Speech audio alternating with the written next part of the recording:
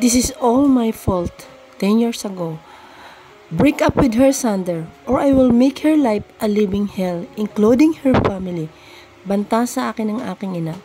You can't make me do that, Mom. I love Andy, and I will fight for her, even if that means that I have to protect her from you. Mariing sagot ko sa kanya. Protect her with what? I already bought the land where her house is located. I can make their life miserable in just a snap. My son, this is what money can do. So tell me, how can you protect your little girlfriend of yours when you are still relying on our money? As long as you are under my wings, my words are the golden rule here. Mataray na turan sa akin ng aking ina. Hindi agad ako makasagot. She's right. I'm still young and still in college. All that I have right now came from my family. My family's wealth. Kahit isa ay wala akong pagmamayari rito. And if you still push on being with her, I'll make sure to remove her scholarship from her current school. I have connections, my son. I can do all of that. I do not stop this nonsense, banta muli niya sa akin. I love her and I will do everything to protect her, Ma'am. No matter what it takes, yun lang ang tangi kong nasabi sa kanya. At tumalikod na ako upang lumabas na ng mansyon. Wala sa sarili akong sumakay sa aking sasakyan at biglang bumalik ang aking isipan kung paano nga ba ang lahat ng ito nagsimula. I can't understand why my mother is so against my relationship with Andy. She keeps on insisting that she doesn't do me any good, but she's wrong. She is the main reason why I keep on pushing myself to become a doctor. I am a genius. I have an IQ of 155, almost close to the IQ of Albert Einstein, which is 160. I already memorized the scientific table of elements at the age of 2 and memorized every part of human anatomy at the age of 6. And at the age of 10, I started my inclination to science. When I graduated from high school at the age of 14 from an exclusive school for the gifted in the US, I decided I wanted to pursue on medical school and become a surgeon. But my family refused to support my dream and forced me to take up management course since I will be the one to inherit all of our business. I told my family that I wanted to be a surgeon and work as a doctor in my mom's hospital, but she said that we already have a lot of good doctors and that's what the company needs, a reliable and competent leader. I entered the Harvard School of Business of a really young age. That's why I had a hard time coping up and making friends on my first year. But since I don't really like my age because of my tall height and manly body, I eventually make a couple of friends. Most of them were shocked once they found out my really age since I don't really look like a kid. I finished my business degree at the age of 18, but I can't say that I'm happy because deep inside, this is not what I really wanted to be. After finishing college, my family encountered me to learn how to manage my dad's real estate business and mom's chain of hospital. When they told me about it, tila nakaramdam ako ng kakaibang pressure. I felt that I'm too young to hold two large companies. To avoid their offer, I told them that I wanted to get a master's degree before I would take over the business. Mabuti naman at pumayag sila kaya nagkaroon pa ako ng 4 na taong kalayaan mula sa kanila. Ngunit nang matapos ko ang aking master's degree, sa edad na 22 ay wala na akong nagawa kundi ang umuwi ng Pilipinas at simulang pag-aralan ang pagpapatakbo ng aming kumpanya. Una kong pinag-aralan ang pagpapatakbo sa aming chain of hospital. Dahil mas malapit ito sa aking puso, lalo na't hindi pa din naman nawawala sa aking puso ang pangarap kong maging doktor.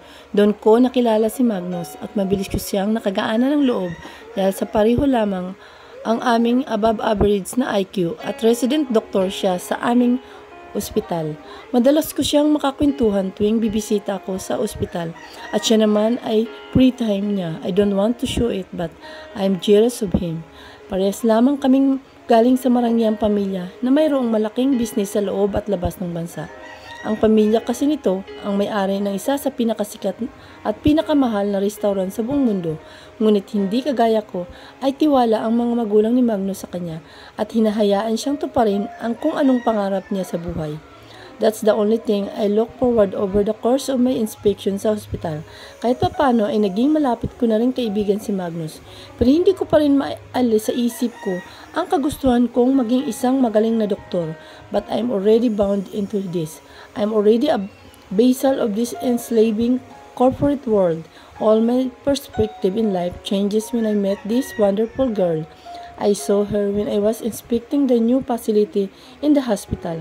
Bahagya pa akong nagtaka dahil mukhang ordinaryong tao lamang ito. Ang ospital namin ang isa sa pinakamagandang ospital dito sa Pilipinas at kakaibat nito ay ang mataas na presyo ng serbisyo namin. Kaya madalas ay mayayamang pamilya lamang ang nagpapa-admit dito. Dok, gawin niyo po ang lahat para maging maayos ang tatay ko. Narinig kong sabi ng babae. I didn't know what gotten into me but I took a special interest on that girl. Pasimple kong kinuha ang impormasyon tungkol sa pasyente at sa anak nitong babae. I found out that her father got into an accident while working in a construction site near here. Ito ang pinakamalapit na hospital kaya dito ito dinala. The man is working as a construction worker. He definitely can't pay his bills here. I intercepted with their bill to make sure that they wouldn't be charged more than they could afford to pay. I don't have the courage to show myself because I didn't really had the chance to court any other girl. I used to be surrounded by older college girls in Harvard that don't really pique in my interest. This is really the first time that I got interested in a girl. On the last day of his father in the hospital, I finally had the courage to talk to her and introduce myself. That was the start of our relationship. I courted her for 6 months before I finally got her to say yes. She was just 17 at the time and taking up a degree in communication dahil pangarap niyang maging reporter someday. During our dating years, she's so much full of life. She's like a little ball of energy that makes me feel normal. She didn't know at the start that my family owned that hospital and other real estate establishment in the country. Noong huli na lamang akong nagkaroon ng pagkakataong magtapat rito dahil na rin sa pagkatuklas ng aking ina sa aming relasyon. As expected, she violently showed her objection on our relationship and that leads us today. I decided to visit Andy at her part-time work in a fast food chain. She studies and do part-time works at the time to support her studies. Although she has a scholarship, hindi kasama ang book allowance at miscellaneous fee sa mga babayaran sa paaralan. Kaya kailangan niyang kumuha ng part-time job upang hindi makabigat sa kanyang ama na bukod sa kanya ay may 2 pa siyang kapatid na sinusuportahan. I arrived at her work but I didn't caught her attention since she was busy and there's a lot of customer today. I just sat at the empty table while waiting for her to finish her work. Kumaway siya sa akin saglit mula sa counter ng food chains na pinagtatrabaho niya nang makita niya ako, isang malawak na ngiti lang ang ginanti ko sa kanya. Makalipas ang ilang minuto ay lumapit na ito sa akin, hudyat na tapos na ang shift niya. Oh, anong meron? Di mo man lang ako the next na susunduin mo pala ako. Nakangiting bunga niya sa akin. Wala lang, namimiss lang kita. Date tayo. Sagot ko sa kanya. Wala pa akong sweldo eh. Next time na tayo mag-date. Nagtitipid ako. Tanggi nito. At ito ang mas hinahangaan ko sa kanya. She never wants me to pay for her meal. Mas gusto niyang kikibi kami pero minsan naman ay hinahayaan niyang ilibre ko siya lalo na sa mga espesyal na okasyon. Huwag kang mag-alala, libre ko na to. Libre mo? Bakit? Anong meron? Mansari ba natin? Hala, sorry, sobrang busy ko. Nakalimutan ko na. Natarantang sagot niya sa akin. No, it's not that. I just want us to go on date. I miss you and I think that is enough for us to celebrate. Malambing kong sabi sa kanya. Agad naman kong ikinakunot ng kanyang noo ito. Marahil ay nagtataka ito sa biglaan kong pag-aya sa kanyang lumabas. Sus, anong nakain mo? Bakit ang sweet mo ngayon? Mamang pogi. Asar niya sa akin. I just want to treat the most beautiful woman I ever met. Wika ko sa kanya pagkatapos ay marahan itong kinabig papalapit sa akin at akmang hahalikan ko ito sa labi nang pigilan niya ang papalapit kong muka. Wag dito, baka pagalitan ako ng boss ko. Dito pa ako sa working place nakikipaglandian. Paliwanag niya sa akin. Who cares? Pinapagalitan ka ba dito? Nila Andy, I can buy this whole store if I want to. Baka akala nila. No one has the right to scold my love. Halong seryoso at pagbibiro kong iyon sa sinabi sa kanya. Halata naman ang takot sa mukha ni Andy dahil ngayon alam na niya ang tunay kong katayuan sa buhay. Kaya nasisiguro kong alam niya na kaya ko talagang gawin ang mga sinasabi ko. Mabilis niyang tinakpan ang aking bibig at hinila na niya ako palabas ng fast food chain na pinagtatrabuhan niya. Don't do that again, okay? Nakasimangot niyang bungad sa akin nang makalayo na kami sa lugar na yon. Why? What's the problem? I can totally say to you that I know I am hired to the two largest chain of business here in the country. Dapat talaga silang. Hindi ko na natapos ang aking sasabihin dahil nakita ko ang seryoso na si Andy na nakasimangkot na ang mukha nito. What's wrong? Naalalang tanong ko sa kanya. I feel cheap. Kayukong sagot niya sa akin. Now that I know how wealthy your family is, mas lala akong nanliit. Wala akong kayang ipagmalaki sa pamilya mo. Sigurado akong iisipin nila na pera lang ang habol ko sa'yo. Nakayuko at nakangusong sabi niya dito. Andy, baby, don't say that. You are more than enough for me. You keep me grounded. You're the reason why I still feel normal. I love everything about you. No matter what kind of family you have, hindi ko na kailangan ng mayamang mapapangasawa. I already have enough money. Technically, it's my parents' money, but it will be mine eventually. When that times come, I will make sure that I will give you world. I will give you everything that you deserve. Mahabang paliwanag ko sa kanya upang ibsan ang pangambang nararamdaman niya dulot ng pagkakalayo ng agwat namin ng buhay. Stop being too sweet. You're making me cry. I love you so much, Sander. I don't know what will I do without you. Nakanguso niyang sabi sa akin. Pagkatapos ay bagya siyang tumangkayan upang lapatan ako ng mabilis na halik sa labi. That's not the proper way to kiss your man, my love. Pagkasabi ko roon ay hinapit ko ang kanyang bewang at mariin nilapatan ng halik ang kanyang mga labi. Isang mapusok at maalab na halik ang pinagkalob ko kay Andy. I love her so much. She's always wants the best for me. She's the reason why I finally decided to take up medicine regardless of my mother's opposition. Andy's right, I need to do what makes me happy. And being a doctor is what makes me happy. Of course, aside from being with her all my life. I don't care if we're in the middle of the road. What matters most is that I have the girl I love wrapped around my arms. I will do everything to protect this innocent girl at all cost. I will not let any more, not even mother, to hurt her. Sander. Where do you want to eat? Name it. Libre ko. Nakangiting wika ko sa kanya habang naglalakad kami papunta sa kung saan nakaparada ang aking sasakyan. Sinaman niya ako ng tingin dahil sa sinabi ko. She doesn't really wants me to treat her unless it's our anniversary or there's a special occasion that we need to celebrate. It's a special day today, so please let me treat you to a good restaurant. I know a place you want to try, baby. Lambing ko sa kanya. You know how I feel about you spending money on me, Sander. I feel like I'm proving your mother right, that I'm after your money. Baka mamaya pag nalaman niya pa, ito, sumugod na naman dito, yun. Nakanguso niyang sabi sa akin. She's cute when she's pouting. I know she's not trying to be cute when she does that, but she is. I remember the first day that my mother knew about our relationship. Sinugod siya nito sa school na pinapasokan niya. Mabuti na lamang at maghapon na noon kaya kaunti na lamang ang mga estudyante na naroon nang gumawa ng eksena ang aking ina dahil sa kanyang natuklasan. Yun din ang unang pagkakataon na nalaman ni Andy ang tungkol sa tunay na estado ng buhay ko. I still remember her face when she found out that the truth, especially when my mother confronted her and accused her of being a gold digger.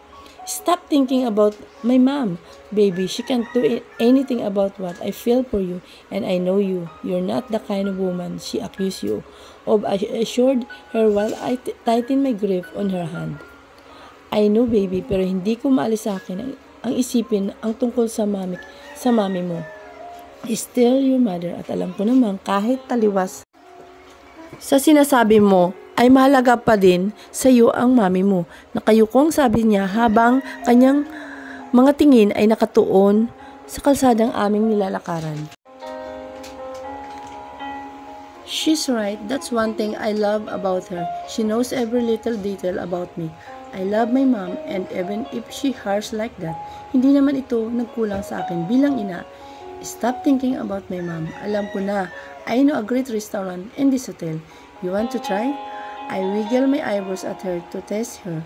Mukha namang agad na nakuha ni Andy ang gusto kong sabihin. Tumigil ka nga, Sandra. Puro talaga kalandian yung iniisip mo. Namumula ang pisnging saway niya sa akin. What? The food is really great there. Patay mali siya kung sabi wika sa kanya. I know what you're thinking, Sandra. Napakamanyak mo talaga. Hinampas niya pang bahagya ang aking braso. I'm not thinking anything other thing than eating, baby. Baka ikaw ang may ibang iniisip. Tudyo ko sa kanya na mas lalong nagpapula ng kanyang mga pisngi. Of course, I'm not. Dipinsa niya sa na mas lalong ikinalawak ng aking ngiti. So, are you coming to the hotel with me or not? I teased her a little more. I didn't really expect her to come with me because within 2 years of relationship, we didn't really went over than kissing and slight touching. Kung sakaling ito ang unang beses naming magiging intimate sa isa't isa. Fine, pero kakain lang tayo dun ha. Bantay niya sa akin. I grinned like a kid when she said that. I don't really have naughty things in my head when I asked her to dine in this luxury hotel, but the idea comes into my mind when she introduced the idea. My plan was to dine her at the restaurant at ground floor of the hotel, but I think I have a better idea. When we reached my car that was parked blocks away from her work, agad kong pinindot ang car key ng aking sasakyan. Upang bumukas yun, mabilis kong binuksan ang pinto ng passenger seat at inalayan siya hanggang sa makaupo na siya ng maayos sa car seat. Ako naman ay umikot na papunta sa driver's seat. Nang makapasok ay una kong chinek ang seat belt niya at nang masigurong maayos na yun ay dinampian ko ng isang mabilis na halik ang kanyang labi. Halata naman ang pagkagulat nito dahil sa ginawa ko. Chancing. Pagkatapos ay pabiro niya akong inirapan. At wala nang ibang pwedeng chumansing sa'yo kahit kailan. Ako lang ang tandaan mo yan. Tatandaan mo yan ha, okay? Kahit anong mangyari, hindi ako makakapayag na may kung sinong Poncio Pilato ang humawak at dumikit sa'yo. I said to her, stalking my claim to her, then give her another quick kiss before positioning myself in the driver's seat. So possessive. Tudyo niyang mula sa akin, yes my love, I am possessive and you wouldn't want to know what will I do to any man who tried to snatch you away from me. Wika ko sa kanya bago tuluyang binuksan ang makina ng kotse at nagsimula na akong patakbuhin ang sasakyan patungo sa hotel kung saan kami maghahaponan.